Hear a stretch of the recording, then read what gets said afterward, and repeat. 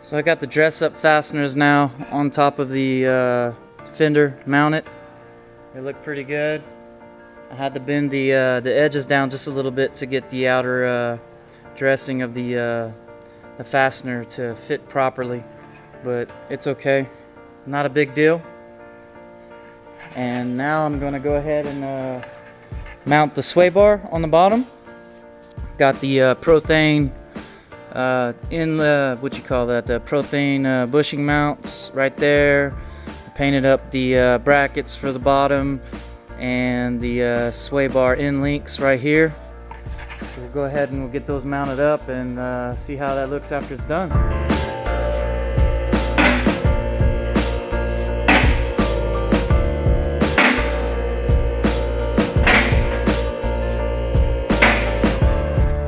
This is where the sway bar end link brackets are going to mount. Clean them up, clean the threads up with the tap. Make sure the threads are all nice and clean. So that's where they're going to go. And also the end links are going to mount right here on the lower control arm.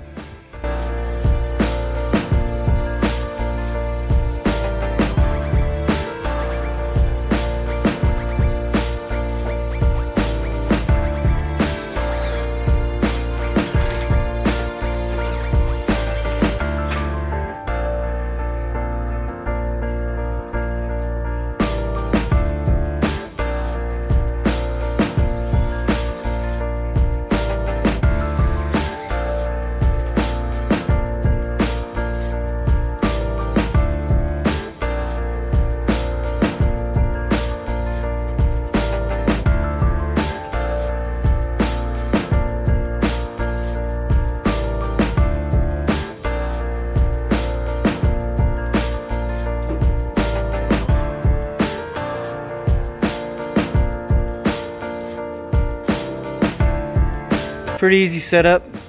You got your long bolt that goes through the center. You have a washer on top.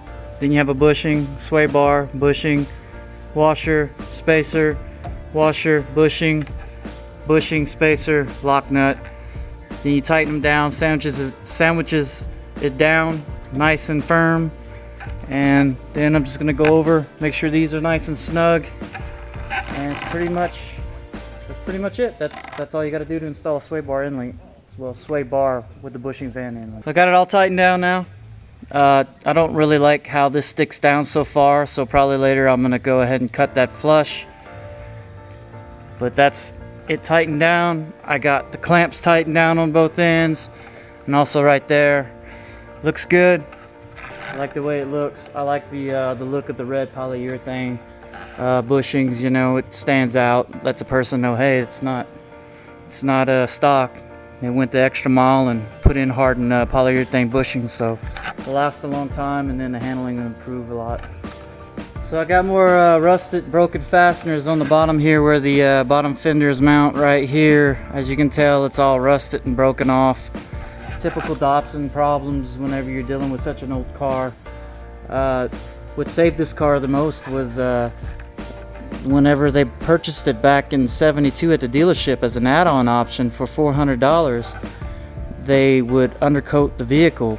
And that's the problem with most Datsuns is you know, a lot of people, when they bought them new back in the day, they didn't pay the extra money to have them undercoated.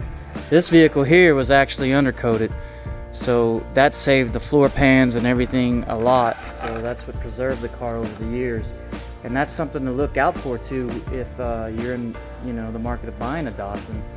You know, you want to make sure that your rocker panels right here are nice and intact. You want to make sure that the structural part that handles the load of the suspension isn't all rotted out. But you know, I'm gonna go ahead and get this thing drilled out with a small drill bit. Then I'm gonna go with a larger drill bit and get it done.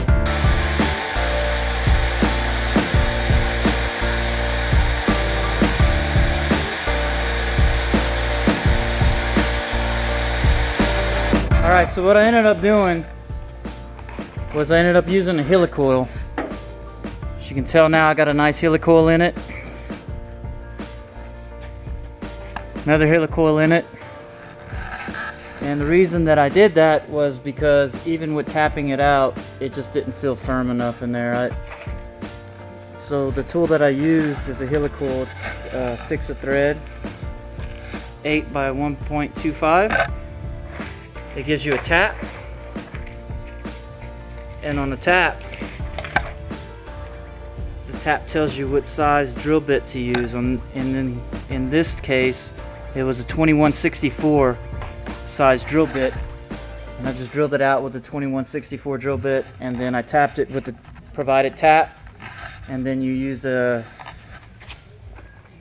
this tool here. You just slide the helical on the end of it, and you just thread it in with the tap that was provided. Just threads right into where the tap made the grooves. And after that, that's all you got to do. Just put the fasteners on and good to go. So I got the fastener all in there, nice and snug. I can't get to the back one just yet. There's no room with it on the lift. I would put some aircraft stripper on the front buckets. You can tell there was just all kinds of different layers of paint on it right there. So I'm gonna go ahead and sand these down, try to get them as close as I can to bare metal all around. Then I'm gonna take some etch primer, and then I'm gonna prime them up, and that way they're sealed. The primer will etch into the metal, and whenever he takes it to the body shop, they can paint it. So Joseph's gonna go ahead and strip that some more with some aircraft stripper.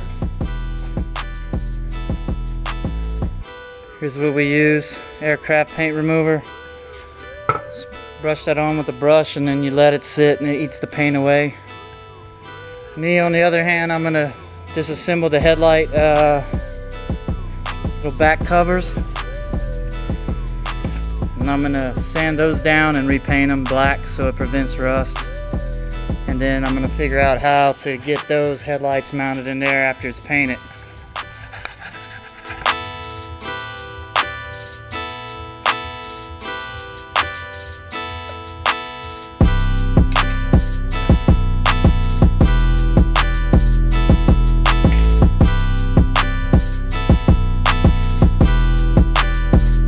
Over the headlight, you have to do the 3 screws. That'll take the headlight off.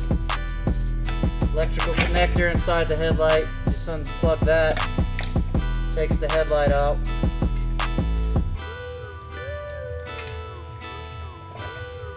And then inside here there's a spring that holds the assembly there, and then you have these adjuster screws. You adjust that, and that'll give you your projection of your lights to adjust.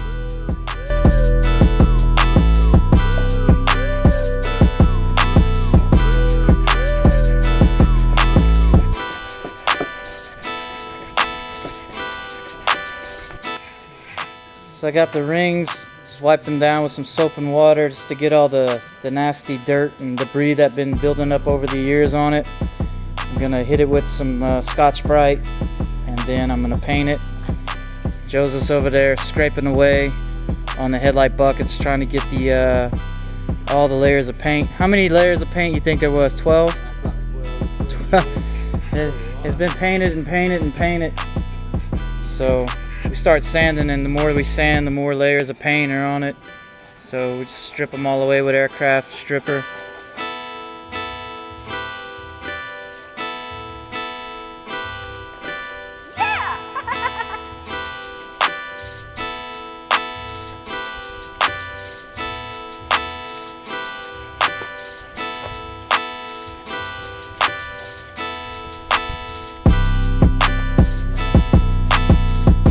I don't know how you body guys do it.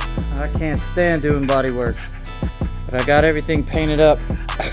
I had to take a hole saw and drill out the backside hole to make it big enough to fit the HID ballast.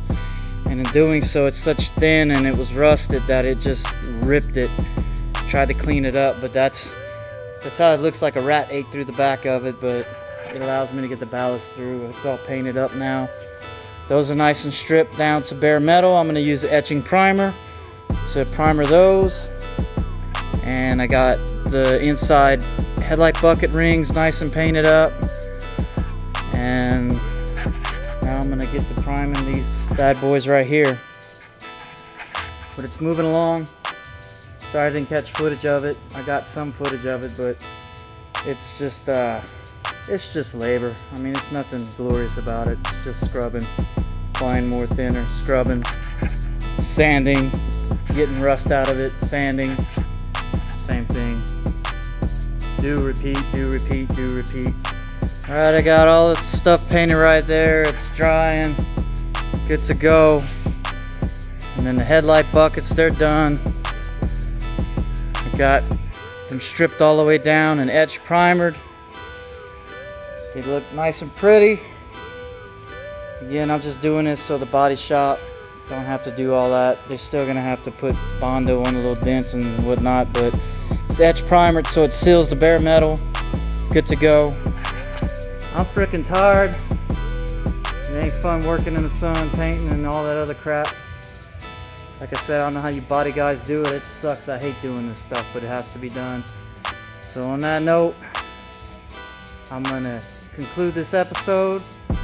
Like, comment, subscribe. Check the episode number. Go back to my channel. Watch all my videos. Get caught up. Subscribe, please. Like to get some more viewers. Spread the word. Have a nice day. See you on the next episode.